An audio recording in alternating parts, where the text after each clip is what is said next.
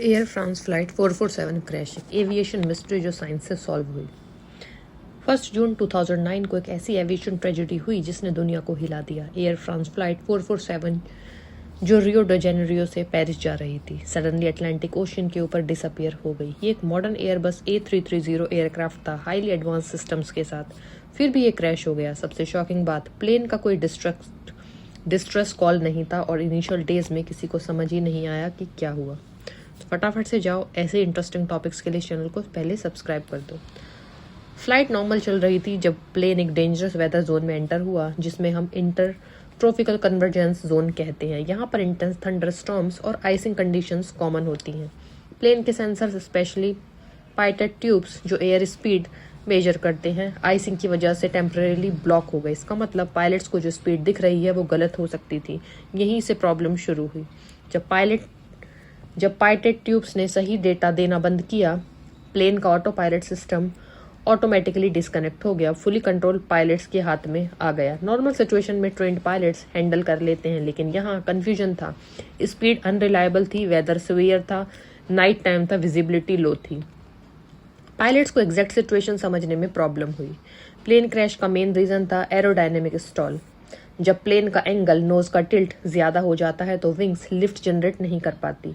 Plane हवा में float करने के बजाय नीचे गिरने लगता है। फ्लाइट 447 के केस में को पायलट ने गलती से नोज को ऊपर पुल किया। शायद उन्हें लगा प्लेन स्लो हो रहा है, लेकिन एक्चुअली ऑपोजिट हो गया। प्लेन स्टॉल में चला गया। कॉकपिट में 3 पायलट्स थे, लेकिन कम्युनिकेशन क्लियर नहीं था।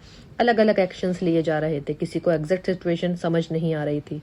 प्लेन स्टॉल में था, लेकिन पायलट्स को समझ नहीं आया कि वो स्टॉल से बाहर कैसे निकले। नॉर्मली सॉल्यूशन होता है नोज को नीचे करो, स्पीड रीगेन करो, लेकिन यहाँ कंटिन्यूअसली नोज ऊपर रखा गया, जिससे स्टॉल और वर्सन होता चला गया। शॉकिंगली प्लेन लगभग 4 मिनट्स तक स्टॉल कंडीशन में ही रहा। ये कंट्रोल डिसेंट नहीं था, बल्कि ऑलमोस्ट फ्री फॉल जैसा था। ऑल्टीट्यूड 35,000 फीट से डायरेक्टली ओशन तक आ गया। पैसेंजर्स को शायद लास्ट मोमेंट्स तक समझ नहीं आया होगा क्या हो रहा है। क्रैश के बाद सबसे बड़ा चैलेंज था प्लेन का लोकेशन ढूंढना। अटलांटिक ओशन बहुत डीप है। 2 साल बाद फाइनली रैकेज और ब्लैक बॉक्स रिकॉर्डर्स मिले। इन रिकॉर्डर्स ने पूरी स्टोरी रिवील की। ऑटो पायलट डिस्कनेक्ट हुआ, पायलट ट्यूब्स फ्रीज हुए, पायलट ने इनकरेक्ट इनपुट्स दिए, प्लेन स्टॉल में गया और रिकवर नहीं हुआ। ये एक परफेक्ट एग्जाम्पल था कैसे technical issue plus human error मिलाकर डिजास्टर बन सकते हैं। इस क्रैश ने एविएशन इंडस्ट्री को एक इम्पॉर्टेंट लेसन दिया। Automation dependency. Pilots auto pilot पे ज्यादा डिपेंड हो गए थे। जब मैनुअल कंट्रोल आया, सिचुएशन हैंडल करना मुश्किल हो गया।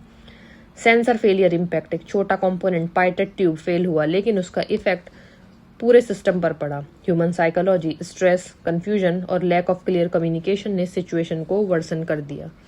इस इंसिडेंट के बाद क्या चेंजेस आए? एविएशन इंडस्ट्री ने काफी इंप्रूवमेंट्स किए। Better pilot training for manual flying, improved pilot tube design, icing resistant, cockpit alerts को क्लियरर बनाया गया, क्रू कम्युनिकेशन ट्रेनिंग एनहेंस हुई। ये सब स्टेप्स इसलिए किए गए ताकि फ्यूचर में ऐसा इंसिडेंट रिपीट ना हो। एयर फ्रांस फ्लाइट 447 एक मिस्ट्री जरूर थी, लेकिन साइंस ने इसे सॉल्व कर दिया था। ये क्रैश हमें बताता है कि टेक्नोलॉजी परफेक्ट नहीं होती। ह्यूमन डिसीजन मेकिंग क्रिटिकल होता है। Small errors chain reaction create कर सकते हैं। आज एविएशन दुनिया का सेफेस्ट ट्रांसपोर्ट है और इस सेफ्टी के पीछे ऐसे इंसिडेंट से मिली लर्निंग्स का बड़ा रोल है। तो फटाफट से जाइए, ऐसे ही और भी इंटरेस्टिंग मिस्ट्री से जुड़ने के लिए चैनल को सब्सक्राइब कीजिए।